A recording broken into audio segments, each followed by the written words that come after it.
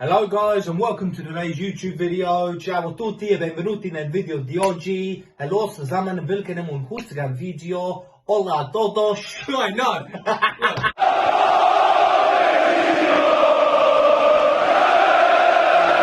Hello guys, welcome to today's YouTube video. This is Ash and Jake from A&J Reacts here, and we are covering and having a preview and prediction over the much anticipated World Cup. Biggest prize in football and arguably the biggest competition in sport history. And there's a lot going on with this, you know, being the first Winter World Cup. Being held in Qatar for the very first time, and what's your thoughts on the whole World Cup being held in Qatar? Well, I just think it's a disgrace. Brutally honest there. I think it's a disgrace. Nothing wrong with having an Asian team or, you know, any teams outside of Europe hosting it, and there's never been an issue with that before. We had a World Cup in South Africa in 2010, which was amazing. But it's just a disgrace in the sense of, we know bribery and, you know, backdoor funding, all this stuff got them this World Cup in the first place, Qatar, and what they've been doing behind the scenes when they, you know, getting the stadiums built, hotels, all this stuff, the sheer amount of lives lost, is just disgraceful. I think football should always be a safe haven for everyone. Yeah, football's for everyone. Yeah, it but should. Poor, middle class, working class, upper class. It's a sport for everyone. I would never call it a gentleman's sport. I would just call it a sport for everyone, right? And for people, some people out there in the world, to even flick on their TVs, pop on this coming World Cup, and think of family members that they've lost, I think it's just despicable. It really is. And it's also something players, looking at their perspective, they spend 4 years of their career working hard towards, right? And some players are missing it purely because it's in winter. Yeah. And they've been overloaded with club fixtures. Oh yeah, like that. That's another thing. Like the amount of matches in top flight football, particularly England as well, because they got an extra competition as well. They'll be playing 2 games a week, hardly getting any respite, and then even like you still got certain international breaks that have happened this season as well. And then there's the lack of preparation. Teams have only got 1 week together before this tournament starts. Yeah, it's not enough. I don't think we're going to see the best quality of football. I'll be honest with you guys. I don't think it will be the most. You're not going to see any team really playing at their absolute best. That's like for me, and yeah, and that's why I think it also feeds into my prediction who's going to win. I think it won't be the most attacking team. I think it'll be the best team who are the best defenders in this tournament. And yeah, I've got a bold prediction coming up. I'm sure you do as well. But we'll get into it, guys. Firstly, we're going to go through each group, mention all the teams involved, give you guys a little preview of what we think about each team. And then from there, we'll decide the top 2 teams, second place and first place. We'll also mention who finishes third and fourth. Just, you know, because some teams are just more than happy to even be involved in this tournament in the first place. Teams like Canada, Wales going into their second World Cup, is that correct? Yeah, the second in their history. I think the last time they made a World Cup was in 1954, something like that. That's incredible. And, you know, teams like that will just be happy no matter where they finished, purely because they've qualified for the World Cup already. But we'll still mention where we think they'll finish. Yeah.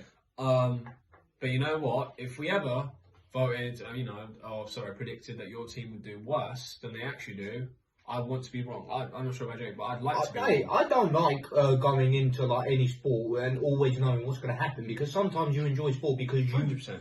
Like the unexpected can happen, and we've seen in World Cups previously, even like in the last World Cup, you know, like chances like Germany being knocked out in the group stage by South Korea and etc. And like big upsets have happened in the World Cup, and then we got, you know, even before the World Cup started, you know, Italy not making it. No one expected that. Not for the second year in the bounce. And there's also like big players not going to the World Cup as well that you would expect could have done enough to go through, such as like Norway. You got like Odegaard, Haaland. Egypt, we're going in with no Salah. Austria, no David Alaba. No Colombia. No Colombia. That's true as well. But you know what?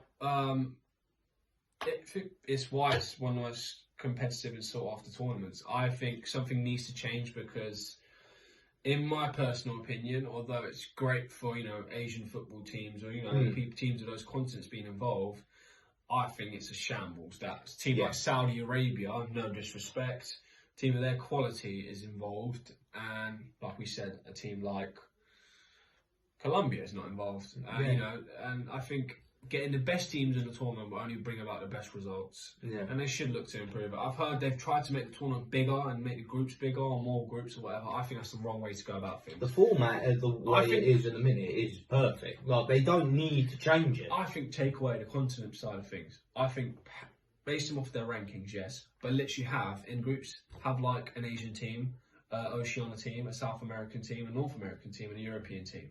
Have like that followed in every single group. Have them mixed up, so then you won't just have balanced, but you'll have balanced qualifiers, and it will be change up because teams will probably people want to watch qualifiers. Yeah. Like, would you want to watch qualifier when it's like Brazil versus France, for example, in a qualifying game? Yeah, that's a huge game. Do you know what I mean? Yeah. It also mixes things up. I think it gets stale after a while. I mean, like, how many times have we watched Portugal versus Luxembourg? Or do you know what I mean?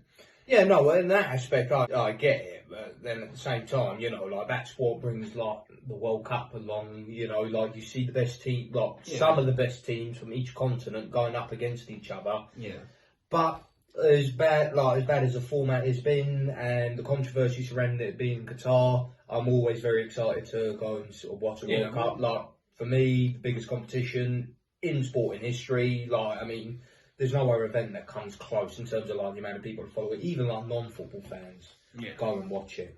But anyway, guys, now we're going to be going into the analysis of each groups and going through each team and also making a prediction along the way who we feel is going to go into the knockout stages. So we're going to start off with Group A, obviously, and the first team, of course, the hosts, Qatar. I couldn't name you a single Qatar player, past or present, even if my life depended on it. I don't even think there is a current Qatar player that is playing in top 5 or even top 10 European League. I can't think of a single player. The only thing, I think, when it comes to predicting how well they're going to do this tournament is the fact that traditionally every host nation does well in the World Cup. Russia did really well. They went pretty far. Before that we had, was it Brazil? Brazil went pretty far. Before that we had 2010. I mean, South Africa wasn't, but then again, they won their first game. Yeah, and like you look at the quality they had, like sometimes you're going to get these sort of nations that, haven't got the big individuals. Like, like Brazil, did very well, but like they're always going to be a big side. I will tell you this. I think they won't, I don't think they'll finish bottom. And we'll do our predictions. Well, and then also we have Ecuador in the group as well, and that will be the first fixture in the World Cup. It's going to be Qatar versus Ecuador. They got a couple of decent players in there, but perhaps the weaker side to come out of South America. Yeah. To qualify for the World Cup. The only player I can really name is. Well, two players actually. Estupiñán, left back at Brighton bought, and Enner Valencia. Yeah. And I think he was the old West Ham player. Yeah. I can't think of... He's a decent player on his day.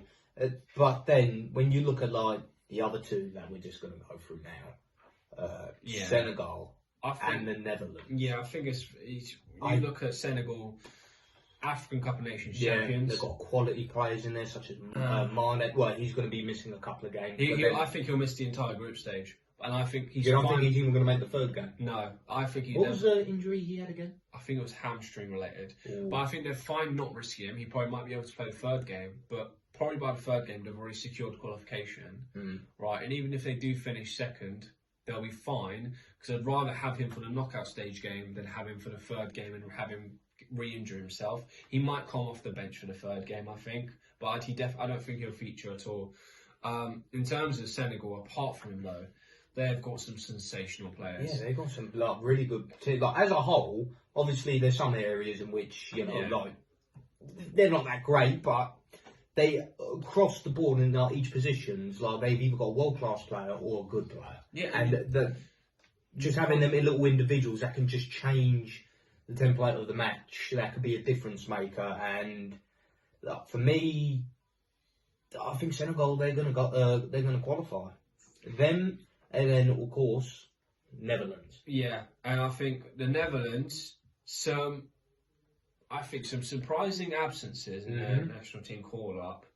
Sven Botman's the first one that comes to mind. That was the biggest shock for me. I think he has been probably top 3 centre-backs in the Prem this season. He's been an unreal addition to Newcastle. The top 4 position, I don't think anyone predicted that. We didn't predict that. Do you know what I mean? We thought they would do well. Yeah, no, I thought they would. Neither of us thought they would finish top 4. I thought we could compete for Europe, but never for Champions League. Clean sheet after clean sheet. And he's just like, I thought, I know he's a good signing for them, but I thought Dan Burn and Fabian Schär are doing well together. You know what I mean? And they had Matt Targett at left back, but they put Dan Burn at left back, and Sven Botman's just come in and done wonders there. Another absence, I think. Who's the other one? But then, of course, most notably, player that is missing in the middle of the path and Wijnaldum, but that was always him because he had a broken tibia, I think. Yeah, he's been injured. Yeah, he's got broken legs, so there was no chance he was going to make this World Cup, and that's going to be a big miss because he is always like one of the main goal threats going forward. Even though they've got some quality players going forward, he always is like the big player turning up on the occasion. Like even in the past Euros, he was scoring some crucial goals. Yeah. And he's a top player on his day. Yeah, and also no Van der Beek. I think you can't expect him to get called up if you think about it. Yeah, hardly playing. Is how often has he played this season? Has he only had like a handful of games? I think if there's any player who's played less than Cristiano this season in that squad, it's Van der Beek, literally. But in terms of that group, do you mind if I go first? So I think I think 4th place. I'm going to go with Ecuador, purely because they're in a foreign country, and I think the home advantage will help Qatar. And I think Qatar, they'll lose every single game, but they'll beat Ecuador. Ecuador, I think, will lose every single game. I don't see them doing anything to worry, especially Senegal and Netherlands. It can go either way, but I think I'm the favourite at host nation having that big game, and I think they'll do well the first game. I think we'll see Qatar win. But will they have enough for you to go to knockout? No. I think in terms of first to second place, I'm going to have Senegal finishing second, purely because they're going to be without their best player, Sadio Mane. Yeah. They're going to be without him. Big miss. You can't deny that, really. Is he their captain or is it Koulibaly? I think it's Koulibaly. I could be wrong. But like they've just got, without him, they've still got some unreal players. Yeah. And in terms of first place, I'm going to go with the Netherlands. I think you can't really call them dark horses, but I think they're going to do a lot better than people say they will. They've got... Well, dark horses in terms of competing for the trophy. I mean, like, because you sort of like, they haven't been in the World Cup since 2014. They missed the 2018 one, and they missed the 2016 Euros, the 2020 Euros. So it's an Italy situation, basically, what you're saying. Yeah. And, like, when you look at some of the players that can break out this tournament, I don't look beyond Xavi Simons. No, and he's been absolute class for PSV this season. And Cody Gakpo. Them two are a duo, right? I think Van Gaal should utilise them. They've also got the experienced players like the Memphis Depays and Van Dijks, and even like when you think about De Ligt and Daley Blind. Yeah. They've got a good balance. Frankie de Jong in that midfield, he's been unreal since Xavi started. Not even just that, you've got players like Darun, who's been class, who plays for Atalanta, who I rate very highly. Yeah. He's been there for a few years. He's done very well. De Vrij, solid defender, and being a former Juventus player, I know what Matthijs de Ligt can bring. Like, he's got that warrior mentality, and I think defensively, like, in terms of defensive options, they are one of the best sides going into the World Cup for me. Yeah. Van Dijk, De Ligt, De Vrij, and you've got Dumfries as a fullback. You've also got, like, in terms of youngsters, you've got Timber, you've got Malacia. Oh yeah, Malacia as well. Yeah, you've got Jeremy Frimpong, who has been fantastic for Leverkusen. I think minimum quarterfinals that they'll go into this Well, it depends who they draw in the round of 16. And I think if they finish first, they're going to get a favourable draw. Do you know what I mean? That's why I put them first. And do you know what? I do agree with you 100% in like terms of positioning, because I feel like the home advantage will help Qatar massively, because Ecuador, like I mentioned, the weaker side coming out of South America, only got a couple of, maybe 3 decent players that could have an impact, but that's a big if. And I do go on to you saying that if Mane was playing the start, maybe it could be a different story, but I agree. Senegal to finish second and Netherlands to finish first. Yeah. And yeah, I think it'll probably. I think probably Netherlands will win every game, if I'm going to be honest. I don't see Ecuador winning any game, like you said. Or if they did draw with Senegal, I think their goal difference would be better than Senegal's. Yeah, I think they've got a bit more going forward. They've got so many options now going forwards. They are spoilt for choice. And I think after this tournament, in terms of the Euros and the next World Cup, I want it noted now, Netherlands will be contenders to win it the next tournaments. Next Euros. Next Euros 100%. No, I said next Euros 90%, 100% next World Cup. Another thing I forgot to mention about the Netherlands, the biggest difference for me and why they've actually been playing so good is Van Gaal. Oh yeah, the best. When Ronald Koeman was the coach, they were just so. Wait, was it Ronald Koeman? Who was the previous coach that took them to the Euros? Oh wait, was it De Boer? I think it might have been De Boer. It was Frank De Boer. De Boer just didn't know his best team, constantly changing stuff, and he didn't get the best out of certain players. He overcomplicated. He overcomplicated But things. no, Ronald Koeman was actually amazing. Yeah, no, that's why I was kind of confused. Yeah, Ronald Koeman was actually very. I think Ronald Koeman is due another job back in management, but that's another story. Van Gaal was really, and also, obviously everything going on with his health and everything, and he's still managing to do the job that he's doing at the minute. He's the perfect manager for youngsters. Yeah. You look at all the youngsters he's brought through his career as a manager. Remember Ajax '95? Yeah. The young team that he produced. Later on in Bayern Munich, you looked at Philipp Lahm, Schweinsteiger, even in Man United. He was the one who brought Rashford through. And people forget about that. He was the one who brought him through. He was probably the one who developed Martial the most, in my opinion. Yeah. I think when Martial was developing really well was under him. And obviously had a bit of injury problems. But yeah, I think Netherlands, don't underestimate them. No, they're going to be a tough ask for any team. But that's Group A, guys. We're in an agreement. Ecuador to finish last, Qatar to finish third, Senegal to finish second, and then Netherlands to top. So guys, we go into Group B, which is a group consisting of the 3 lions themselves, England, and in a group with my home country, the country of my birth, Iran. It's going to be an emotional roller coaster. Also involving the United States of America, the USA, and Wales. I think this could go down as one of the most exciting groups. Yeah, because you know what? Obviously, England being the favourites, but then for me, second place is up for grabs. Yeah, it could honestly be anyone's, but really, I'm torn between Wales and Iran. I'm not too confident about the US. Yeah, so I have had pretty good experience from watching the US recently. I think they are not going to do well at all. I don't know what's been going on with them, but I think that if it doesn't work out for Jesse Marsh in Leeds, they need to get him as the US manager. He's a good manager. And if he was put in that situation of coaching the US national team, I think he would do a sensational job. But right now, I don't know what's going on. I don't know what their playing style is. They haven't got a DNA, all right? And when I link that to Iran, for example, we have got Carlos Queiroz, the old assistant manager of Sir Alex Ferguson. He's just been renowned for his defensive style. And that is fine because we're Iran. We're not Brazil, we're not France. We're not one of the biggest teams in the tournaments, right? And this is where we do well. And I think now that we've had a few superstars come through, like Azmoun, Taremi, who's been incredible for Porto this season. You've got a few gems in that. We've got the forward players who now will go on to get goals in our attacking system, in a defensive system. And I think 100% we're going to do better than USA. Wales, however, different story. Yeah, because you have got a Gareth Bale who's played an entire MLS season. And just coming off winning the MLS Cup as well, so he's got the confidence of winning a trophy. Yeah, and you've got Kiefer Moore, who's been fantastic, I think, as a target man for Bournemouth, who's not been getting the plaudits he deserves, I don't think, in the Premier League so far.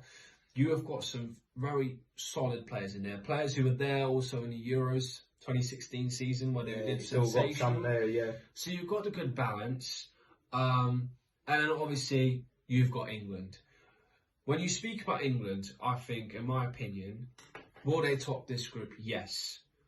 But will they do it in a fashion where we turn around and go, this team can go on to win the tournament? No. I don't think so. I don't think England will beat any team more than a 1-goal margin. I think every game will be a tight game for England. To be honest, it's not based off the quality. You've definitely got good enough players to go on and challenge for the World Cup. Yeah. For me, it's just the manager's Southgate. It's management. It's the playing style. I'm starting to see shades of Roy Hodgson here back in 2016. Like I think he's still struggling at the minute to figure out his best team. He's still been loyal to certain players. He's setting his ways. Like you got Maguire there, who's not been good at all, and I don't know how. If this was anyone else, they would not have gotten this England team. Absolutely. Calvin Phillips, who's not played a single minute of Premier League football, and he's somehow got on his team. This is like a Jack Wilshere situation all over again.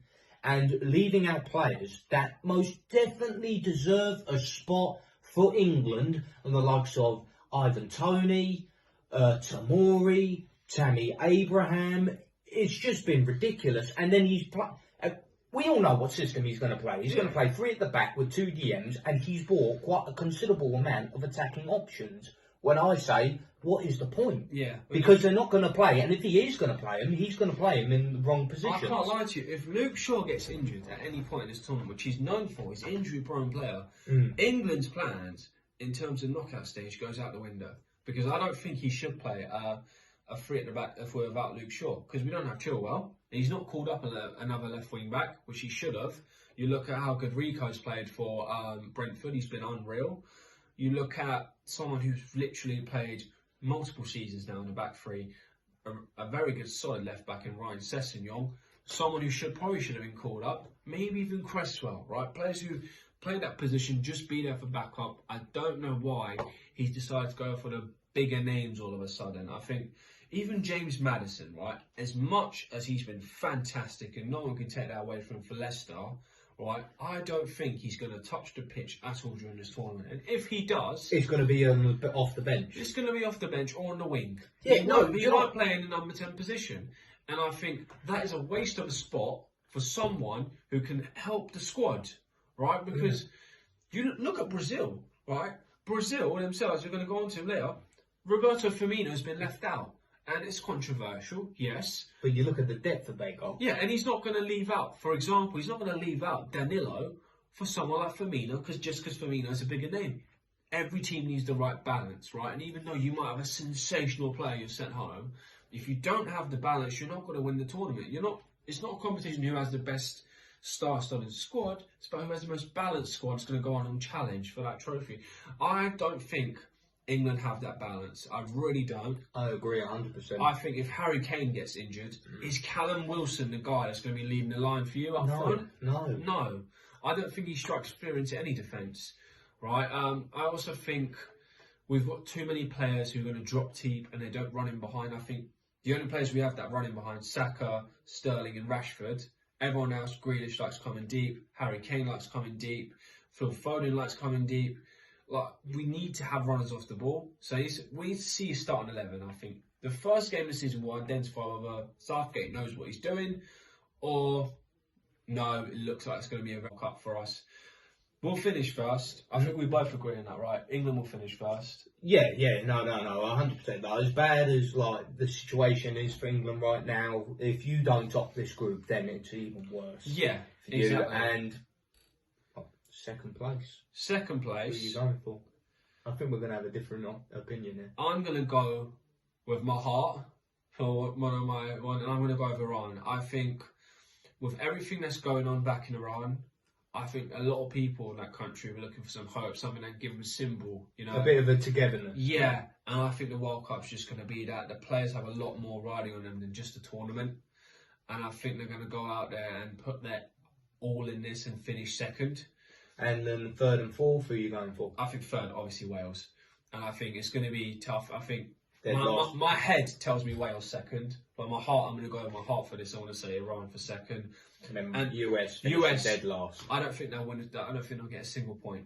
I generally don't think they'll get a single I reckon point. they could get a point. I don't think they're going to lose all their games because they do have some good individuals in that team. Yeah, no, No, absolutely. they've got some players that can change the face of the game. Again. But I think the best they can hope for is a point. I can't see them beating England.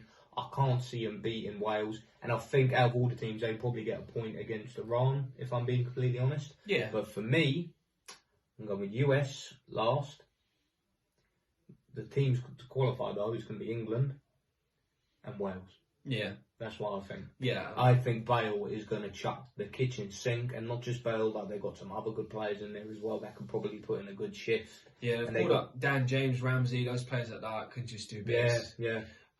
Dan James, he's going to have blistering pace to deal with. He's also not been played as much as other players in the Prem, so he's going to have a lot of energy with him. It'll be really interesting, that group, to see. Yeah. So, But Ash's original prediction, he's going for the United States fourth, Wales third, Iran second, and then England top. I've gone for the same, with England going top and United States being dead last. But I feel that Wales are going to be qualifying alongside England as one of the home nations in the UK to go through into the knockout also, stages. another point I want to bring out, why I also think Iran will probably do better than Wales. It's in Asia. We've got to remember this tournament is in Asia. That's a good point. And the That is a good point. environment is something that Iranian players will be more accustomed to than the Welsh players. And that will also be a factor as well. Yeah, that's a good factor, Yeah. But yeah, That's our Group prediction. B. Now we go into Group C with one of the favourites going into this tournament, Argentina. And then we have another Asian team of Saudi Arabia, solid team in Mexico, and then also Poland. Now, I think, let's be perfectly honest, top spot looks pretty much guaranteed. I've got to be honest. Argentina to finish top. That's an early prediction. But then I think second place, it's going to be between Mexico and Poland. I truly... Yeah, we can pretty much say Saudi Arabia's... I don't watch... the last time I watched Saudi Arabia was in the last World Cup, and they got dismantled in every single game, losing to Russia 5-0 in the opening game. And, not heard really a great deal about them to say that they've improved a lot. So for me, it's going to be between Mexico and Poland for second place. And then, of course, you've got Argentina in there. Always got a tremendous amount of quality, particularly going forward. But I feel, for the first time in a long time, this is going to be a very well-balanced Argentina in terms of players all across the board in defence, midfield. Because, you look at, previous World Cups, particularly in 2014, even though they did very well, it was just due to their attack getting them there. They really didn't have a good midfield. They didn't have a good defence. And they didn't have a very intimidating and commanding keeper. And I think they've got that in Martinez in between the sticks. Yeah. I think, like I said, balance is everything in this tournament. In terms of Argentina, back in the day, I think, especially the 2014 World Cup, you look back at, they had certain superstars in positions who just carried the team. Messi was one of them. Javier Mascherano was one of them. Di Maria, Higuain was another one. As much as he flopped in the final, he was instrumental to getting them to that final. And I think any Argentina fan denies that needs to take a hard look in the mirror and the stats, right? Because no one's denying the fact that man played terrible in the final, but you also got to look at the fact who got you into that final, right? 100% there. They've got a superbly balanced squad. If I had to pick out a weakness for them, it's their midfield. I think it's just their midfield. I don't think their midfield is as bad as many people say. You put this midfield up against maybe Brazil's, they could probably get dominated there. Probably up against France's. Even though they don't have Kante or Pogba, they can still get dominated. You can also I think against Spain, if at any point Argentina goes against Spain, Look, Spain have got. they could solid face an midfield. upset. Also, in terms of Germany, the Germanys have just historically had Argentina's number. Yes, we're looking at one of the more weaker, more raw Germany sides. But yeah, I think in terms of anywhere that Argentina could flop and then struggle with, it's their midfield. However, saying that, this is really their tournament to lose. They're the favourites for me. You say that, but then you look at like some of the midfielders that they have, like the Paul, who I rate very much, and who played in City A previously. He's not world class. No, he's not world class. Like granted, but like you look at like let me give you a good example. Back in the 2016 Euros, when Italy went to that tournament, on paper, our team across most of the board was shocking. We had a midfield of Parolo and aged Rossi and Giaccherini, who was originally a winger.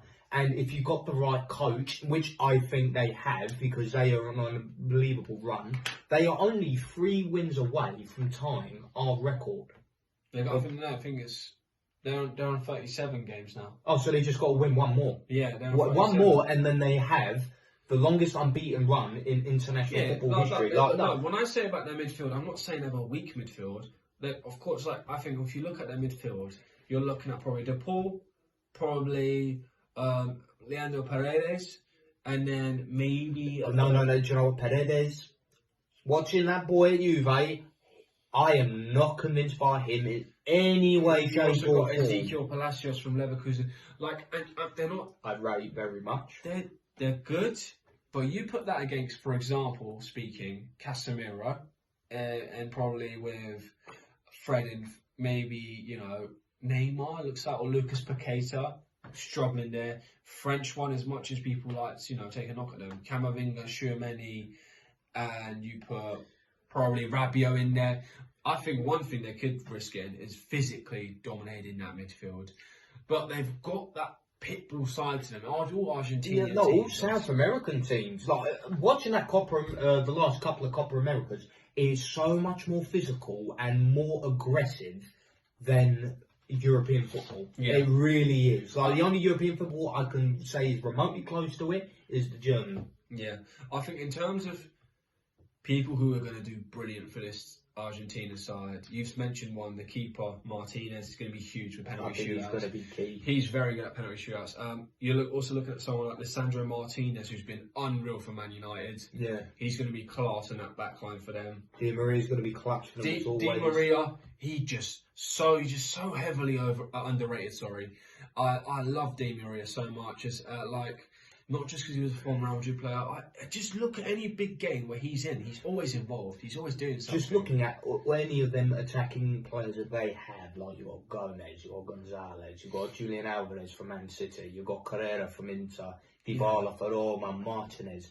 And then, of course, you can't leave out one of the greatest players of all time, Messi, who is like their captain, their talisman, who scores a ridiculous amount of goals, and how old he is. Yeah, I think their front three, it's going to be Martinez, Messi, and Di Maria. And then if they play a system with a cam, then Dybala has to be that cam. He has to be. I don't think he starts because he's so similar to Messi. But depending on the system, they could be playing... I think Julian Alvarez might even start a few games. I think he's going to be like their breakout star of this tournament. He's been a very underappreciated player in the Prem so far because Haaland's just overshadowed him, being incredibly unreal. But he's been very solid. A player who's relatively unknown. He's come into the Prem, has just blown it up. But you know what? We both agree they're going to finish first. Yes, definitely. Right? Then Let's talk about Mexico Yeah. and Poland, because I don't think it's going to be any close at all. I'm going to be really honest with you. I don't think it won't be close. Purely because I know the manager of Mexico. Do you know who the manager is? Who? Tata Martino. Do you remember him?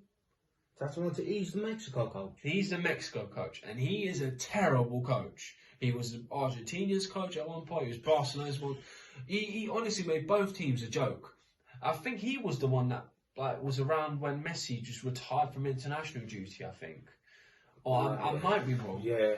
He's a joke of a manager, right? I think, make me eat my words. Like I said at the start of the year, make me eat my words. But Yeah. Mexico. But there's no denying that they have got some quality players. Yeah, In Irving that team. Lozano is going to blow up if Jimenez. anyone's going to do. Jimenez, no. He's been poor for Wolves all season. Diego Costa's come in as a free agent and bench that boy.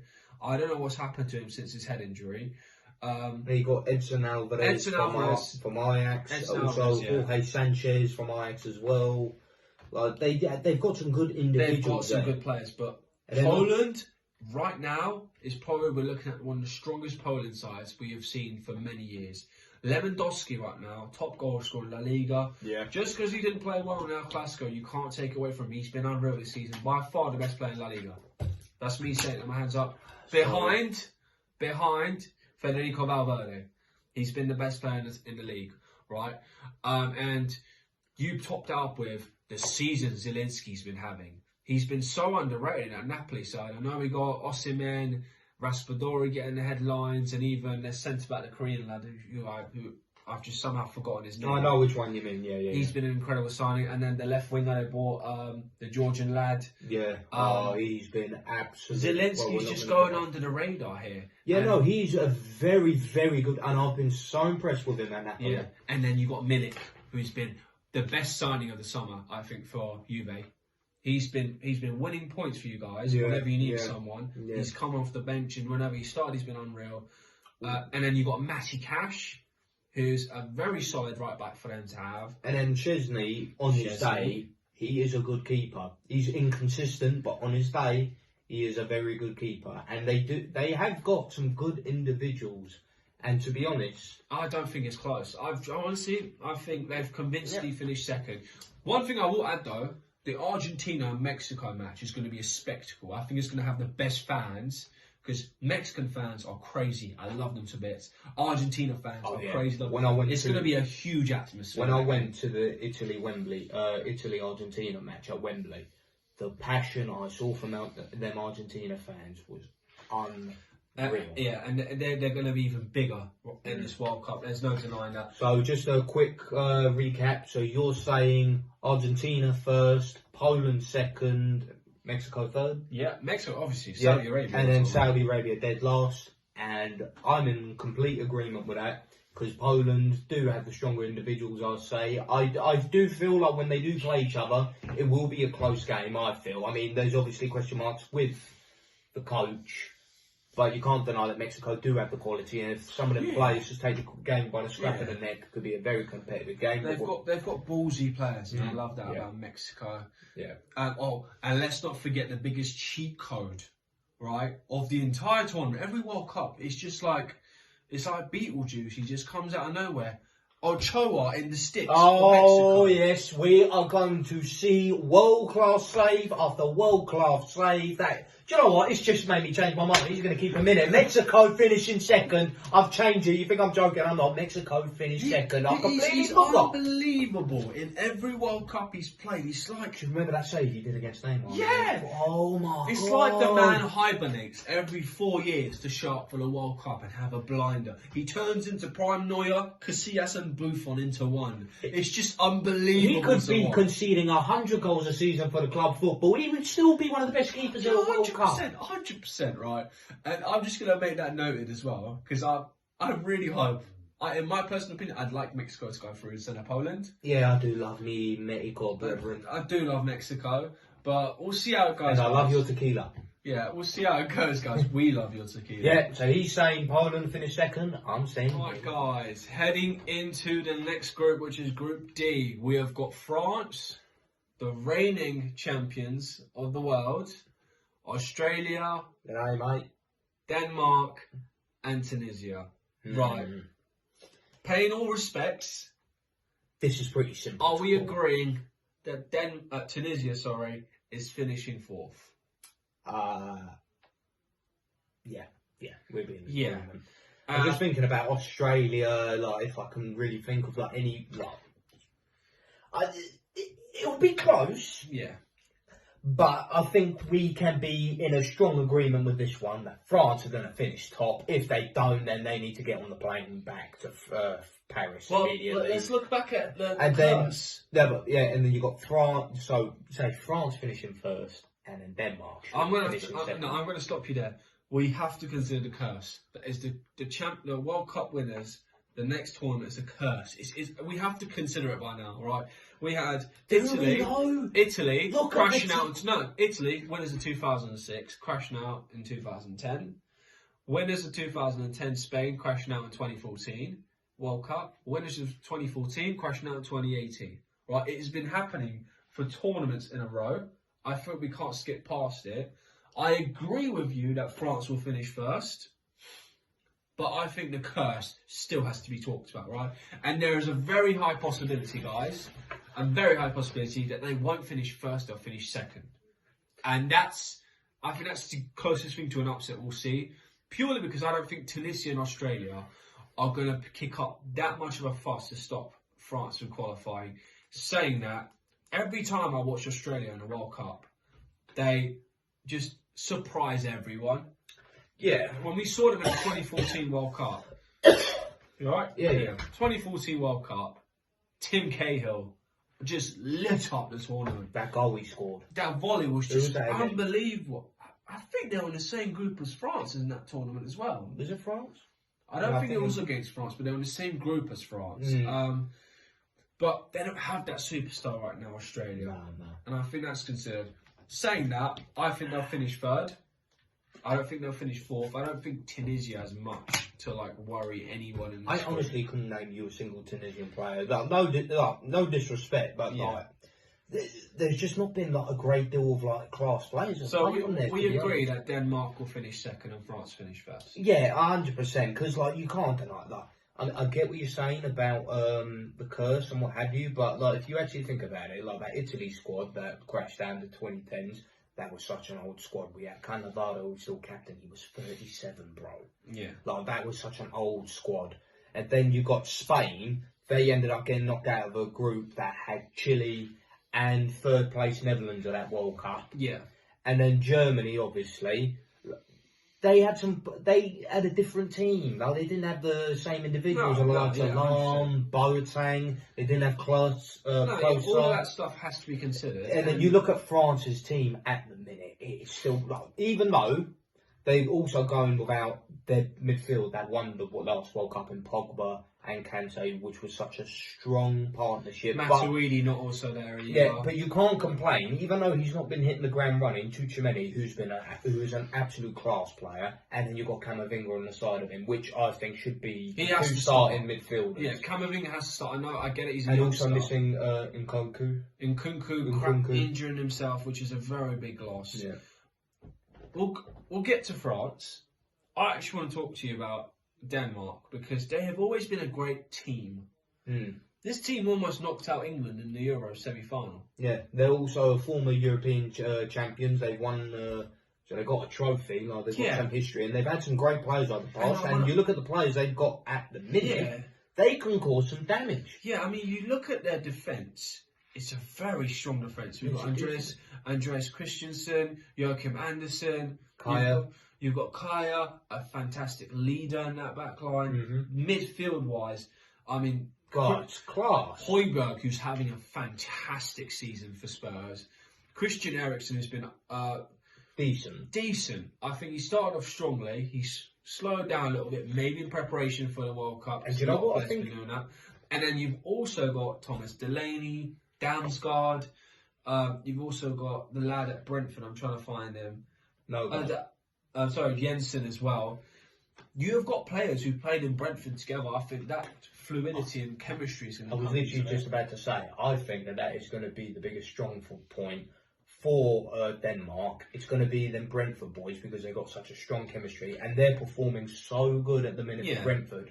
I think that could be what makes them tick. Their only hindrance, I think, will be at up front. I don't think When you've got Braithwaite going forward, bro, you're fucked. Come on, when you've got Braithwaite, you're finished. And they've also got Yusuf Poulsen, who, yeah, he's a Leipzig player. I've never rated him. I've never rated Yusuf Poulsen. No, do you know what? If they play Goldberg, then they have a chance, because I rate He's that the boy best striker. very well. He's their best striker, right? But again, no, like, wingers.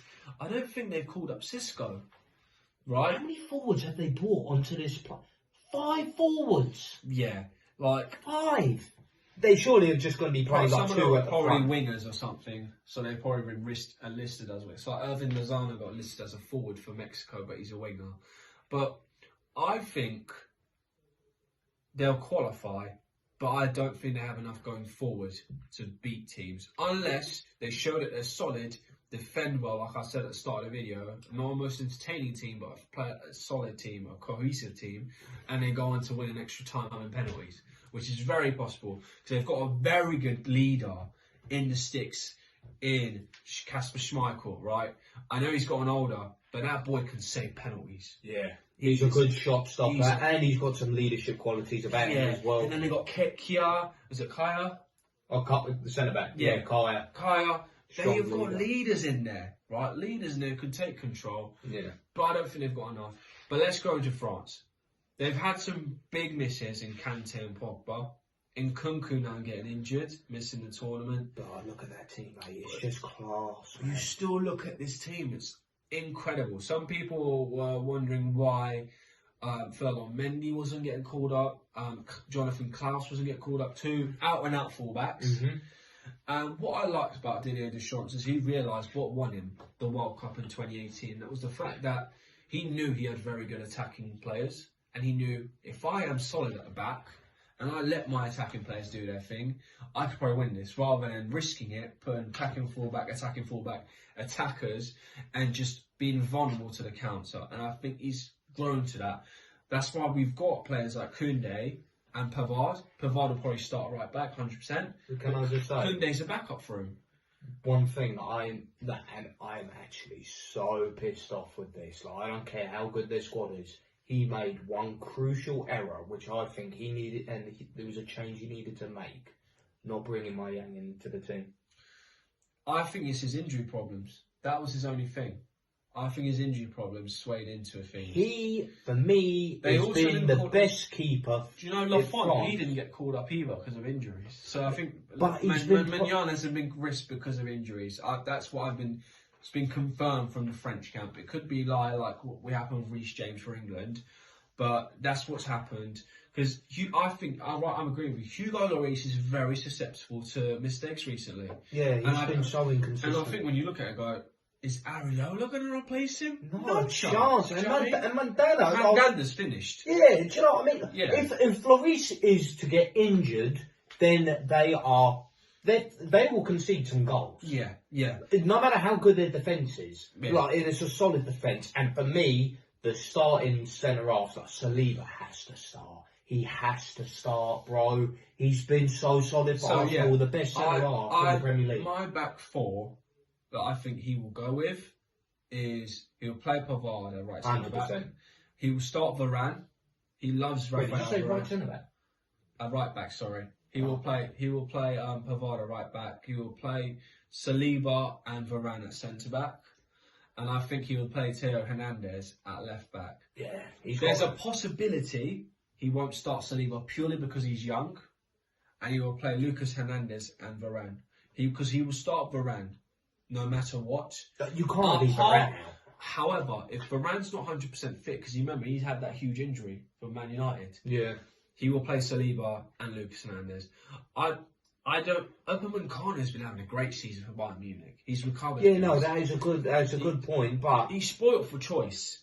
Like when you're a France manager and you've got this sort of depth, it's always going to be changed. But for me, it's going to be the biggest question: like, who is going to replace the iconic duo of Kante and Pogba? Now, we agreed at the beginning that it should be Camavinga and Tchouaméni. Yeah. Do you know who I think has a shout of playing in that midfield? If it's not one of them, Not Guendouzi. Guendouzi. Yeah, because I think he likes him. He's been But class on Marseille. I'll tell you what, the third player, it's like when he played Matuidi, no matter what, the third player is going to be Rabiot. I think he loves Rabiot. He's always. Do you know what? him. That wouldn't be a bad shout, because as crucial as I've been to Rabiot in the past, he's actually been one of our best players He's for a Juve this workhorse season. midfielder. He's got physicality. He's got And he can everything get you about him. goals. And then, he gets forward when he gets the chance. And I think he provides that aggressive side, which I think Tchouaméni's missing. It's the only element of Tchouaméni's game that I've ever criticised as a Real Madrid fan. It's his aggressiveness. Yeah. To just stopping counter-attacks. It's being a bit dirty, breaking up play. He doesn't sniff danger like Casemiro used to. And that's his biggest flaw. I think Camavinga, this is his chance to explode. To almost show Ancelotti that he should be starting more for Real Madrid. I think if he starts, he is going to be much. Obviously, you've got the forward players that are going to get most of the glory, but if you take them out of the equation, because they're obviously going to do what they're going to do, Yeah. I think Camavinga will be the star player for this France team. And then you've got a front three. The choice is ridiculous. I think it's clear what he will do. He will go for Dembele, Mbappe, and Benzema. That will be his strongest front three. However, But Benzema's injury problems, he won't start the first game. He'll start Giroud. And I also think he won't start Dembele because he likes Griezmann. That's what I mean. I think Griezmann will not do well though, and I think at one point he'll realise he'll need to bring on Dembele, because Dembele, being a Barca fan or not, he's been fantastic since Xavi's taken over at Barcelona, and he's just right foot, left foot, he just beats you, he crosses it, he does it all now, and he's now assertive. He doesn't look like he's just going through the paces, and I think France are going to go very deep into this tournament, and I think all the curse aside, they'll be the team that breaks the curse, and I think they have a good balance now, whereas with Kante and Pogba, I would have looked at this team going, we're looking at a very similar thing with the curse, where the team might flop, purely because they've got some aging players, nothing raw coming through, but so do you think that injury could be a blessing in disguise? I think it'll be a blessing in disguise purely because it'll have the right balance of winners of the World Cup and hungry players to prove their place, not only to the nation but also to their clubs. Players like Camavinga have a lot to prove. Do you know what I mean? Like someone like Theo Hernandez has a point to prove that he's the best left back in the world, like many of us believe he is. Yeah. Do you know what I mean? And you've also got someone like Saliba, who I think, if he carries on at this rate, in a season or two, you're looking at him in a Real Madrid shirt. I really don't doubt that at all. So, just to recap, we are saying France most definitely finishing third, Denmark finishing second, Australia finishing third, and then Tunisia finishing dead last. Yeah. Yeah, we're in agreement yet again. We've only disagreed on, two. The Iran and Wales. Yeah, and Mexico, Poland. Yeah. Only because of the keeper. That's it. But that is it for Group D. We're in full agreement. And now we move on to the next one. Group E. We have got Spain, former world champions and the record-holding European champions, who have got a team full of youths with some experience in there. Costa Rica, who I will always remember for their shock performance in the 2014 World Cup, where they topped the group of England, Italy and Uruguay, which was one of the biggest upsets in World Cup history. And then, of course, you've got Germany, tied record second most World Cups in history with 4, who have got some incredible experienced players and some great forward players. And then, of course, you had Japan, who always are never one to disappoint when it comes to the World Cup. Always putting in solid performances and playing some good football. Japan will feel really hard done by this draw. I think Japan have been really hard done by, because you look at where Saudi Arabia is the group they're in, or Qatar. If they're in either of those groups, they're probably trying to qualify. They really are. They are still, even if they don't have a good depth, you remember they've had some great individuals before, like Kagawa, Honda, some very good players. Then, of course, you've got Spain, who were coming in, and a few people will have them down as having a chance of going to win the World Cup because of their youth and their attacking style of play. But going back to the Euros, when we played them, they were the toughest team we played by far. They played such great football. I mean, the reason they found it so tough is because they did not let up, whereas you guys, like, we couldn't deal with you for the first 20 minutes, but then you sort of backed off. You did not get any of that in Spain. The early lead hindered England, I think, when you look back at that. Yeah, and then of course you got Germany. Even if they don't have a great team on paper, they always turn up. They always are one of the teams that can just turn up and rip this tournament to pieces. I think the one thing we have to say, in my opinion, Germany have the best manager in this tournament, in Hans Flick. Really? The best manager? I think they have the best manager. They've got someone who's won Champions League, done a treble. Yeah, done a treble. How he didn't get manager of the year is a joke to me. You've got someone I think who's got potential to be a future Real Madrid manager, without a shadow of a doubt. I think he will go on to one day manage Real Madrid. I wouldn't turn him down. This was assistant manager at the 2014 World Cup winning side, anyway, for Germany. So someone who knows what it's like to win the World Cup. Right, I just hope that the whacking low, some of his dirty habits haven't fallen on Flick. I do not want to see him touching his ball, sniffing it, or licking it, or smelling his own arse. No. If I see any of that, then Jesus Christ, I've lost all respect for Flick. Yeah, and I think, well, let's go into who we think will finish first, second, third, and fourth, and then explain ourselves. This is tough for me, man. Since I've already given it a 4, I am going to go straight out that back. I'm going to say Germany will finish first. Germany will finish first because I think Spain have got it wrong with their squad. Spain will finish second. Yeah. They'll finish second because they have still got a better squad than Costa Rica and Japan, and I don't think we can deny that. I think Japan will finish third, and I think Costa Rica will finish fourth. Now, when I say about the Spain squad, he's pretty much got it almost horribly wrong. A very similar situation to what Southgate's done. No Ramos. How can you not call up Sergio Ramos? How can you not call up Thiago? These are Champions League, World Cup winning players. I was more hard done with Ramos because, you know, obviously, like, he was prepared for this to be his last ever World Cup. And the fact that he got taken away from it. Like, just forget what he's achieved and look at PSG. They've not lost a single game. And he's been undefeated since he's left Real Madrid, and you've not picked him for this squad. We're talking about a leader as well. He is still one of the best Spanish centre backs. Still to this day. I'm preaching to the choir.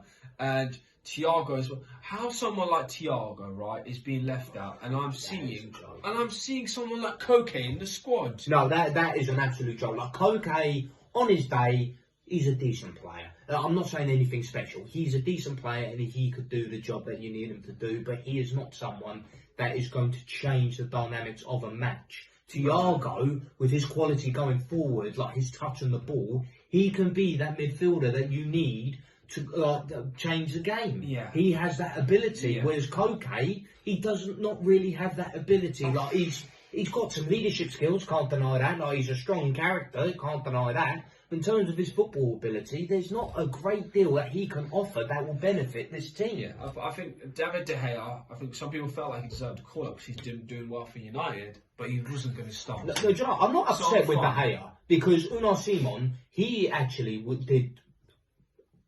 He was on and off in that Euro, I can't lie. Do you remember that on goal? He was a Pedro. I think no. Do you know what? Who I think deserved a call up for went for his injury? Kepa. He's been unreal. No. He's been unreal. We're not going to agree with this, but as soon as Graham Potter came in, he brought Kepa in, and Kepa's been unreal since he started, and then he got injured, which wasn't his fault. I think Kepa was well within a shout to be. I just wouldn't have him in because of his attitude, man. It's just his attitude that can change. Like, imagine, like, because Unai Simon, let's think about it. He's a very good penalty saver, and let's say if they wanted to do like a, you know what, the Dutch did. Yeah, what the Dutch did, and it worked. And then Kepa will be like, no, I'm not. I don't want to come off. That is just going to piss the coach off, and it's going to send a horrible tension in the team. That is why I wouldn't take the guy. Like, he's a good keeper. I'm not denying that. He's a tremendous stopkeeper.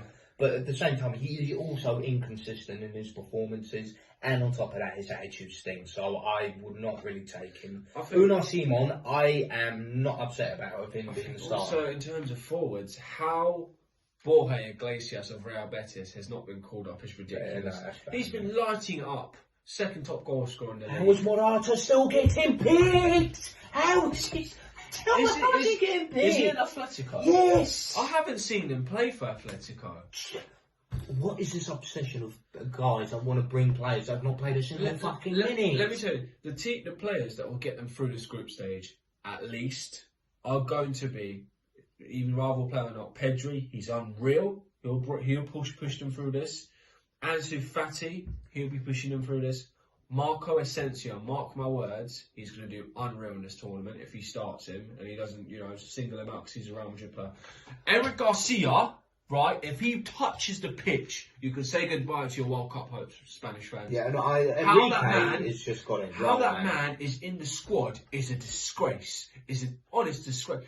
Nacho Fernandez, right? Jesus Vallejo, our fifth choice centre-back, is better than Eric Garcia. No one can convince me otherwise. The guy leaks mistake after mistake. You're better off getting PK out of retirement for this guy, man.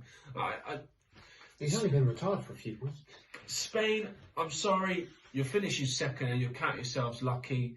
Japan, you just don't have the squad that Spain has. If they were in, let's say if they were out and they put them swap themselves. If they were in Saudi Arabia or Qatar's group or even Tunisia's group, they could have a chance of going through in Group D. But with the fact that they got Spain, even though they got the squad horribly wrong, they still have enough quality to get through the knockout stages. And then you've got the Germans, who were always going to be in contention for winning the World Cup. Good squad on paper or not, they always turn up. So I'm in complete agreement with you. And I also agree that Germany will finish top. And the fact that Spain, Luis Enrique have got it horribly wrong with selections, I do think they'll finish second. But just to add a little bit of bite. You're going to say Costa Rica third? I'm going to say Costa Rica third and Japan to finish fourth. Just before we move on, I think Germany will reach the semi-finals minimum. I think whenever Germany have this situation where people don't count them to be contenders, they go out and blow everyone out of the water. And when you look at the squad, Manuel Neuer, one of the greatest goalkeepers of all time, if he's not even able to play because I think he's had skin cancer, and I've thought some prayers with him. Yeah. Ter Stegen, fantastic. Yeah, Barcelona number one. And Defensively speaking, Antonio Rudiger is going to be a fantastic, rock-solid option back there, right? I think the weakest element of the Germany side is their defence, which is why they play particularly their fullbacks, I feel. Which is why they play over back five. But when you look further forward, Kimmich, Goretzka, Gundogan, I think if they could have got Toni Kroos out of international retirement, it would have been. I would have even said go to the final, because Toni Kroos this season has been incredible. He's been absolutely lighting up for Real Madrid.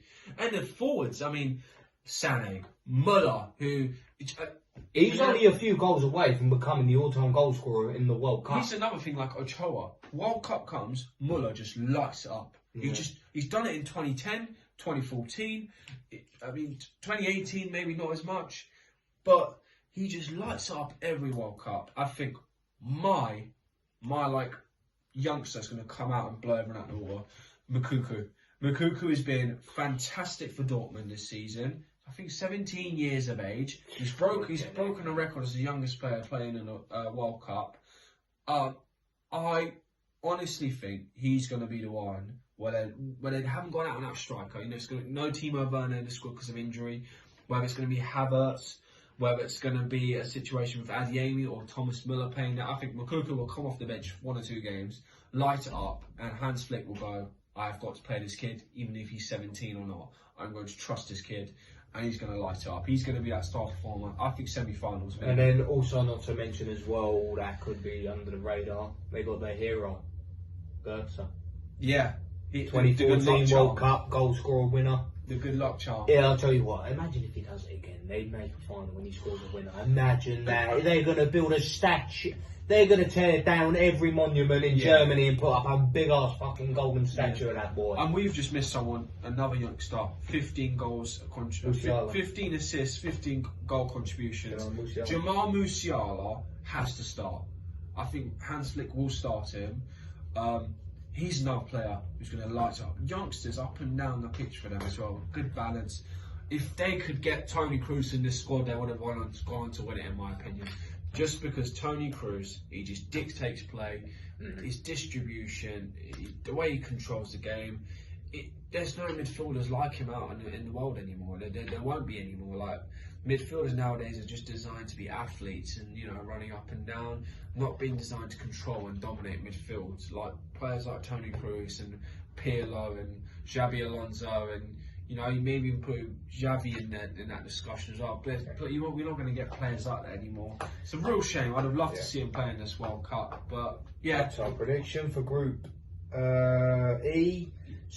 Both in an agreement, Germany and Spain to qualify, with Costa Rica and Japan falling out. However, we do differ who's going to finish third and fourth, but that is what we see. Right, guys, we head into Group F next, a group consisting of Belgium, Canada, coming into their very first World Cup. This is their first ever World Cup? Yeah. Damn. You've also got Morocco and Croatia, the former finalists of the 2018 World Cup. Can I just say before we carry on, this is the group for me where I don't know who's going to, like, I really cannot say with a certainty who is going to qualify. Do you think so? Honestly think anyone here could go through to the knockout stages. Just if this was Belgium of 4 years ago, then I'd say Belgium will most definitely qualify. But no Lukaku, Hazard not playing at his best, their defence weakening as well. This is going to be the most even group of the tournament. Lukaku will play, he's been called up. But I see what you're saying. There's no out-and-out first-place team. But for me, I think Morocco and Canada are still miles off Croatia and Belgium. They're just miles away. Canada, very fantastic achievement for them to qualify in the first place. No, not taking that away from them. And Morocco as well, you know, they've got players like Hakim Ziyech, Hakimi as well, players who did fantastic from Cup of Nations, but not enough. When you look at the Croatia squad, yeah, don't get me wrong. I don't think they will. You think this is most likely to have an upset? Is that what you're saying? No, I think it's going to be extremely tight. I think whoever's going to qualify, they're only going to do about a point or two. Yeah, I can follow that. I just think that every game is going to be by a knife edge, because you got Croatia, like you said, finalists last year. Canada, who've got some great players, some good players in there. At a moment, like Alonso, for instance. I know he's a fullback, but his pace could be such a difference at any given moment if he's got a bit of space. And you've got Morocco as well. They've got some class players in there. Did you say Alonso? Alfonso Davies. Well, that's another thing. Him and his injury, I don't think he might start the first game. They might risk him. No, yeah, they're probably not the first game, but then give it the second and third, excuse me. Yeah. It could make a difference, because when you've got someone at that pace, it can make any difference. We keep mentioning about Mbappe for PSG, literally one ball over the top, boom, chance created. He has got that same sort of pace. But then I feel like Belgium, of course, they're gonna obviously qualify because they do have a lot of quality. Yeah. Particularly De Bruyne, who I think is going to be their star. They've probably got De Bruyne, one of the best midfielders in the world, the best keeper in the world in Thibaut Courtois. There's no dispute in that. In terms of defenders, it's who he will play. Because Face, who's been the new signing at Leicester, has been fantastic for Leicester. He's helped them shore up that defence. You've also got Theate, that plays at Stade Rennais. He's been decent. I feel he's going to start all of our roles still. Yeah, and he might even start Vertonghen. And that's why I'm like, are you doing the right thing? Castagna has to start for me, but I know he's going to play Thomas Meunier. I think, again, Martinez might be the biggest downfall of that team, because certain areas, no-brainers. I think midfield, Tielemans has to play. And I think he will have to play De Bruyne, of course. But then again, he'll probably have to play someone like Axel Witsel, who is a bit fallen off in terms of speed. Leandro Trossard, I think right now in current form, he plays ahead of Hazard. Hazard's not played at all for Real Madrid. There's not a lot of players that can say they have got a starting place in this squad. Off the top of my head, the only player I can honestly say, hand on heart, that is guaranteed a place in this Belgian side is De Bruyne. I'd say Tielemans, he's probably got a good shout. And then Courtois, obviously. Yeah, I personally think Trossard has to play. Maybe also Yannick Carrasco. He's been one of the best players for Belgium so far this season. He has been. Yeah. And do you know who else I've been very impressed with? Is that Charles Catelleri for AC, who I rate very highly. Yeah. And then you look at Croatia, Luka Modric. Still one of the best midfielders. Forget the guy's age. The guy, if you didn't even know his age, you'd think he's 24, he's still 25. He's still one of the best midfielders on the planet. Livakovic has been an unreal goalkeeper for Dynamo Zagreb. He's someone who's going to be lighting it up for them that no one would expect for them to light up with. You've also got Lovro Mayo, who's touted by many the 18-year-old as the best youngster in the world. I don't agree with that, but he's been heavily linked with Arsenal, and Arsenal fans would really love him there. He could really ball out and show everyone what he's got. One notable miss is Rebic. I can't believe Rebic isn't going. Is he not injured? Is he injured? It might be injury related. Because if it's not injury related, then I don't know what the fuck this guy is on. Because Rebic is, without a doubt, the best forward player Croatia have got. Yeah, I mean, him and Perisic. I think Perisic edges it because he's just always. He's always on. Yeah, but he's playing as. Do you know what? I don't really know where he's going to be playing him because I know he's down as a forward, but he's been playing as a wing back for Spurs. But in terms of midfield, Brozovic, Kovacic. Oh, their midfield is absolute class still. Yeah. Them three. I don't think anyone else really edges them out of it. No, sorry, you've got Dejan Lovren, Vida still there, there's experience. But then you've also got Gvardiol, who, the Leipzig player, heavily linked to Chelsea.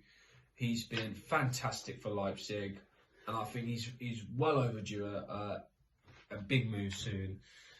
So, in my opinion, them two will convincingly qualify. However, are you going to say is finishing top? Croatia. Yeah. I feel Croatia are going to finish top. I think Belgium are going to struggle. Yeah, they'll struggle to qualify, but they will qualify purely because of how much weaker the other teams are. I think every time people look at Croatia, every single tournament, and just doubt them, and they always make everyone eat their words. And I think it's another situation here. People are going to look at the squad and go, right, apart from this midfield, what are they going to do to worry anyone? And I think they're going to make everyone eat their words again. I don't know. I feel like they're gonna go to the knockout stages, but I'm not don't saying feel they're going to go far because their defence and keeper I don't think is good enough to beat a great amount of teams. But it will be enough, I'd say, to go through. In Group F, we're in full agreement. Belgium and Croatia will be going through. I think as much as who do you think is going to finish third and fourth? Fourth, as much as I love them and I want them to do well, Canada, I can't put you in third place. Yeah. Morocco, they played very well in the African Cup of Nations, and I think Hakimi's going to light it up again for them. And I think the same will be for Hakim Ziyech. Yeah. Just the superstars they have, they've just got 1-2 more than Canada. And I think Alphonso Davies' injury concerns will also come into the forte. Yeah. So I think it will be first place Croatia, second place Belgium, third place Morocco, and fourth place Canada. I agree with that 100%. Yeah. No complaints here. Yeah, and that basically sums up Group F. We have the next group here, Group G, with obviously the most notable team and currently the odds-on favourites to go on to win the World Cup, Brazil, and then followed by that they are also in the same group with Serbia, and Switzerland, and Cameroon. Now, obviously, we're going to be looking at Brazil firstly, the favourites to go on to win that group. Not just that, they are the odds-on favourites to go win the World Cup. And when you look at their squad, you can understand why. In terms of depth, the best squad on paper in the Euros by far, in my opinion. Just look at their goalkeeper and options for a second here. You've got Alisson. And then if he is not able to play, you've got Ederson, for Christ's sake. And then you look at their defensive options. Militao, Silva, Danilo, Telles, Bremer, Sandro. It's just absolutely ridiculous. And then you go into their midfield. You've got Fabinho, Casemiro as the two options for CDM. Fernandez, no, not Fernandez. Bruno Gammaris. Gammaris, Fred, Paqueta. Then you got full players of Martinelli, Vinicius, Neymar, Richarlison, Jesus. This team is illegal. This team should be illegal. Like, that is just too much quality. Just one thing I do like is, again, the balance. I love the balance of senior players. Neymar, Thiago Silva, Alisson, these are senior players.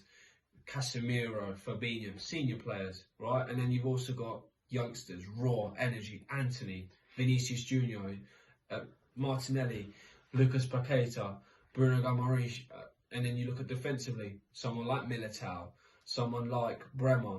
You've got a good mix of players who have just been there and done that, and are players who are just trying to break through, and players who take them under their wing. I think someone like Neymar, if he just cuts out the nonsense. Also, someone else who's going to have their last World Cup. Yeah. If he cuts out the nonsense that we saw in the 2018 World Cup, diving to be a fine thing. If he cuts that out and he just takes over this game, right? He has the support now that he didn't have in the 2014 World Cup. He has Vinicius Junior. He has Rafinha. He has Anthony. He has Gabriel Jesus. But didn't he have this in the 2018 World Cup? It was a much improved team. The 2018 World Cup, Neymar was not 100%. Everyone knew it. He had his ankle problems, his injuries, and that was why he was rolling about a lot. And that was his defence, and that's fine. But right now, this is Neymar's odds-on favourites for a reason. This is Neymar's tournament to lose, right? And this could be his last chance of winning a Ballon d'Or, right? And I actually think even if they win it, in my opinion, it might be even if they win it, I think a lot of people will turn around and go, Vinicius Junior deserved this Ballon d'Or more than Neymar. I actually genuinely, wholeheartedly feel this, because Vinicius Junior's raw pace, right? I think he's going to be the best player for Brazil in this World Cup, personally. I think he's going to be their best player. His raw pace, he lacks any fear. He lacks any fear, and that is going to terrify defences, right? And with Neymar, with Vinicius, you don't have the injury problems that Neymar has, right? And you're not going to worry about him diving around and stuff. But teams will target Vinicius. I've seen it at Real Madrid. Teams target him and try and wind him up and clatter him.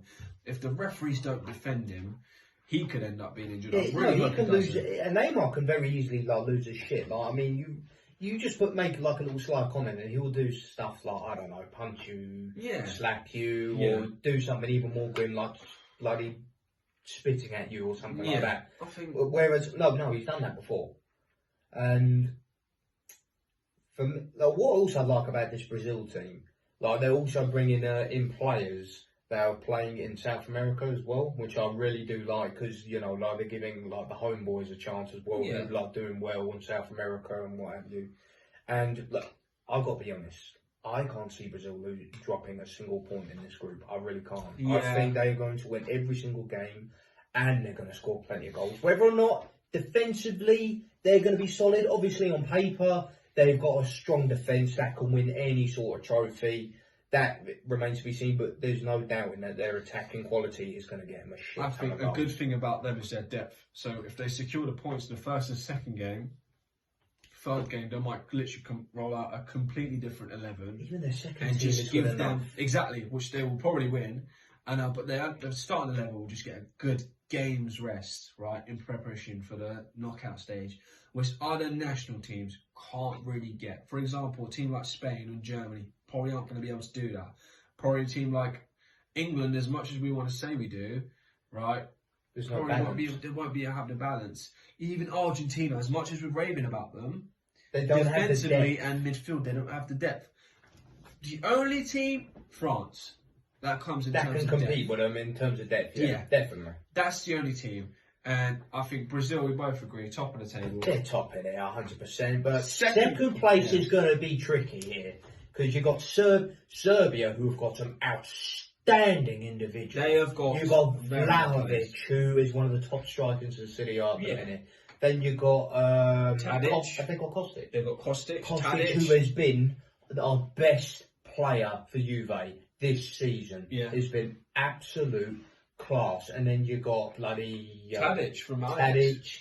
You got Milinkovic Savic from Lazio, who I still regard as a top class fielder. Then you got Juris from Sampdoria, who I've seen, who I really rate. They've got a lot of the players from Italian football, which I honestly am so going forward. Serbia have got a fantastic squad. Oh, even your favourite player, Luka Jovic. Yeah. Oh, you loved him. Right. Thank God that boy left, even if it was for free. Oh, and then not to mention as well, Fulham's top goal scorer, Mitrovic. Right. This is my only thing is attacking. They're superb. They sort it out defensively because I think if in terms of squad wise, Switzerland, who is the only other team I think that's going to challenge them, right? Because I don't think Cameroon have enough to challenge. Yeah, no, we agree that Cameroon are going to finish dead last, right? Yeah. Switzerland have a more well-renowned squad. They've got balance up and down the pitch in terms of defensively speaking as well. They've got class players in certain positions, like you've got Sommer, who is a phenomenal keeper. Yeah. Like that Euro in 2020, like he was producing a world-class save. He was keeping them in penalty shootouts. And then you've got someone like Akanji, who's been signed by Man City. He's gone under the radar, but he's done pretty well there. And Granit Xhaka, who's been one of the best midfielders in the Premier League this season. Fabian Schär at Newcastle was blowing it up for Newcastle at centre back. Sakaria, who's a decent midfield player. He played so well in the last Champions League game for Chelsea. So I think I'd love to see more of Zakaria. And then I think Xherdan Shaqiri. Like I know he's playing for Chicago Fire. But that boy just lights it up every time in a Switzerland shirt. Yeah, he always does well for them, man. Even if he don't play well. Seferovic as well. He's playing for Galatasaray again, and our player just lights up for the Swiss national team. I think if they go on to do well, it will be the old trusty players, the Granit Xhakas, the Xherdan Shaqiris. You know, you're looking at the Ricardo Rodriguez's, the Akanjis. These players will help them go through. But I'm going to go with the more like explosive team that's just going to snatch goal off the goal. Serbia. Just because they have got some unreal players going forward. And they've got a lot, I think they've got a lot more players that are in form at the minute, particularly Kostic and Vlahovic. And Mitrovic. And Mitrovic as well. Like, they're going to score plenty of goals. And I reckon when they play Brazil, they're going to get some success, and I reckon they will score against Brazil, and they'll probably be the hardest team out of all of them that Brazil are going to come up against in this group. But I'm in full agreement with you that Brazil and Serbia are going to be qualifying. I think by far, and Switzerland finishing third. But I think they're only going to get a win against Cameroon, personally. I don't think Cameroon will win a single game, but I feel that Brazil are going to win every single game, and Serbia are only going to lose to Brazil. If either team, were to draw against each other, so both teams would draw against each other, one of them would have to take something away from Brazil. Yeah, I think Serbia would be the only ones really that can get anything from Brazil. I can't say. Yeah, that's going to be able to worry that defence that Brazil have, and it will be Serbia. It won't be Switzerland. I think Switzerland will probably get. I think they'll be probably playing to get a narrow defeat, but I feel like Serbia will be coming in with the attention to score, and they definitely got more than enough quality to get at least a goal. And then, if momentum shifts, because, anything can happen in football, they definitely got enough firepower going forward to probably even snatch a second, and then who knows. But, yeah, full agreement. Brazil, Serbia to qualify, Switzerland to finish third, and then, Cameroon, you're fucked. By far, in my opinion, the group of death in this World Cup group stage. Really? Group H, Portugal, Ghana, Uruguay, and the Korean Republic. Now, the only reason I say group of death in my opinion is because unlike Jake's group F opinion, I think group H is the one where every single team can finish in every single place in this group. I don't think Portugal's place is guaranteed. I don't know who is saying Portugal's going to win this tournament, but you have not been watching Portugal as of late. Their manager needs to move on, and I think this will be the tournament where they decide that he needs to move on. I think make me eat my words. I'm a renowned, all of you know, I'm a Ronaldo CR7 fan through and through, and I would love for him to win the World Cup. It's just not going to happen. I don't think it comes down to his shoulders. Just the manager. It should have been replaced after the Euros. Who would you have picked, just out of curiosity, as a replacement? Jose Mourinho. Jose, I think he would drop the Roma job for Portugal. I think eventually that's written in the stars. Eventually that will happen. Jose Mourinho being the Portugal I think coach. Jose won't do it till Ronaldo retires though, because he has a certain But style with of playing. that Portugal point, if you actually, this might be controversial, I don't know, but if you actually look at their 11, it is one of the best 11s on paper in this World Cup. Squad, yes, but it just don't style. click. For some reason, it just don't click. I feel like, for one, there's too many egos, obviously. But like, you look at some of the players they have, like in defence, they got Cancelo. He's going to be playing at right back in this tournament, so that Mendes can play on the left. That's a given. Pepe got a call up, yeah. I don't think he'll play first. I don't think he'll play Mendes. I think he'll play. Who would you play it against Diaz? I would play Nuno Mendes left back, but he's going to play Rafael Varela, which is another thing about this manager. As a centre back. No, left back. So he'll play Nuno Mendes left back and Cancelo right back. And who would be the two starting centre halves? He'll play Pepe and Ruben Diaz. No, that's what I mean. Like the centre back. The left back, he won't play Nuno Mendes, who is their strongest left back. In my opinion, I would stick Cancelo to left back, and I would actually play Diego Dallo at right back. I think Diego Dallo has been incredible this season. Because I mean, Cancelo, that his original position, he's still phenomenal. I like because they don't have the distribution in midfield like Man City have when they have De Bruyne or whatever. Yeah. If they have someone like Cancelo who can ping balls from that left back position, right, and also just drift inside and let Leao do what he wants on that left side, because he's going to be a starting left winger, they'll be fine. And I think Diego Dallo will do a lot of the work on the right. One player I don't think should play, just for the benefit of the team, is Bruno Fernandes. He cannot play with Cristiano Ronaldo. Them two, particularly what's happened recently as well. Like, obviously, going outside of football for a second, but like, there seems to be a bit of tension between the two because of Ronaldo's comments, like whoever side. I don't think it's to do with it. I just don't think they play well. They never have. Yeah, but I'm just trying to say, like, that situation, it doesn't help the matter. Of course not. But then, of course, you got aside from Portugal, you got Uruguay, who've got some outrageous players in there, like your boy Fede.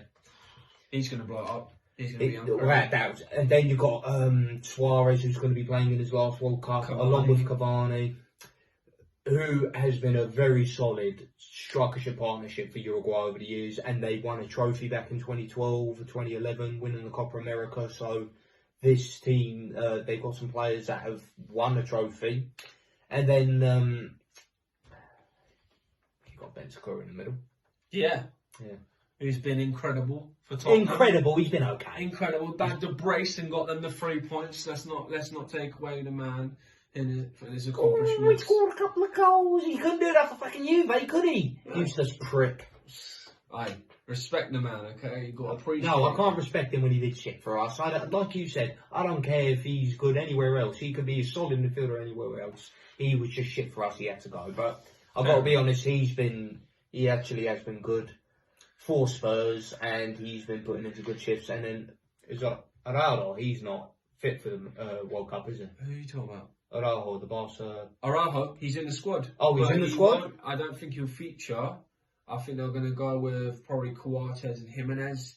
And then you got centre-backs. And then you got some experienced players in there that's been playing for some time.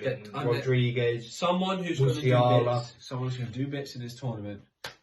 As much as I slagged him off, Darwin Núñez, he's going to do bits in this tournament. They have to start him. Yeah, Darwin Núñez as well. He has to start. They've got class players going forward, man. And all this said about my criticism, acknowledging the fact that they're in a group with the other teams, I think Portugal will still top this group. Portugal will still top this group, but they will struggle heavily. I mean, they'll probably get... It's going to be close. Portugal will probably lose a game, win a game, and probably draw a game and somehow qualify. That's what I think will happen to Portugal. And I think second place will come down to something like goal difference. And I'm actually going to give second place to Ghana over Uruguay. right? I think Ghana. Wow. Let's not forget, right? Wow. Ghana were the team that went on to play a semi-final. Was it semi-final or quarter-final? What, in the Cup of Nations? In the 2010 World Cup. Oh, 2010, yeah. Yeah, Ghana are the African side that I've just shown that they can go on there. But that was they had. I know, completely different team. but they've got some players who are just solid, energetic players and doing really well currently on form as well. Defensively, they've got Tariq Lamptey from Brighton, Salisu from Southampton, 2 players who are just amazing. Daniel Amate from Leicester as well. That's 3 starters right there. Who's their like keepers? Just curious. Babarama as well. Dennis Adoy. Keepers wise, I'm not too familiar with any of their keepers. Yeah, I can't lie. That could be a hindrance. But midfield, Thomas Partey. The Thomas Partey we've seen for Arsenal has been incredible, right? They've also got the Ayew brothers, Andre Ayew and Jordan Ayew, right? And then going forwards, right, Inaki Williams is going to be another force to be reckoned with. This is my bold prediction, because on paper it should be Uruguay. Let's not deny that. But I think there will be the African team that just comes out and blows everyone out of the water and just finishes second. What about Korea? Korea, Heung-min Son is the only player that's going to be able to just do something, ain't he? Yeah, but then we've seen them in the past. I mean, well, long time ago, but I still hold a fucking grudge over 2002. You lot fixed that game, and I'm never going to forgive you for that. You fixed it. You were 3 years old, mate. I don't care. My dad will never let that down. He constantly goes on about how that was one of the biggest robberies he'd ever seen in his time. It probably was. But yeah, no, it's just. I might be wrong. They might have some other ballers in there like we've not heard of, and actually are like doing sick in like some other leagues. But Heung-min Son, that's really the only way they can. Yeah. But they've proved in the past, like 2018. Remember, knocking out Germany. They didn't knock them out. They just beat them. But that defeat knocked Germany out. Yeah, but they didn't qualify themselves either, Korea.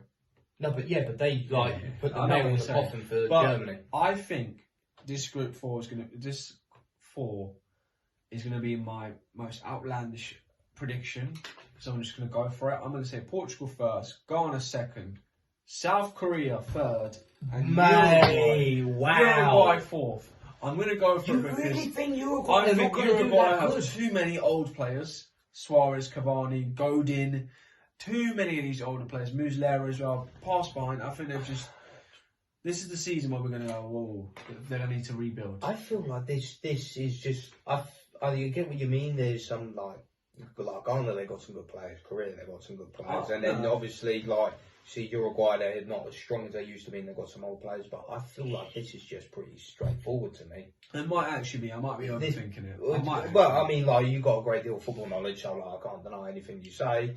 But I feel it's just going to be pretty standard. Portugal finishing first, and I think Uruguay finishing second. And I think, really, they're going to finish on 7 points apiece.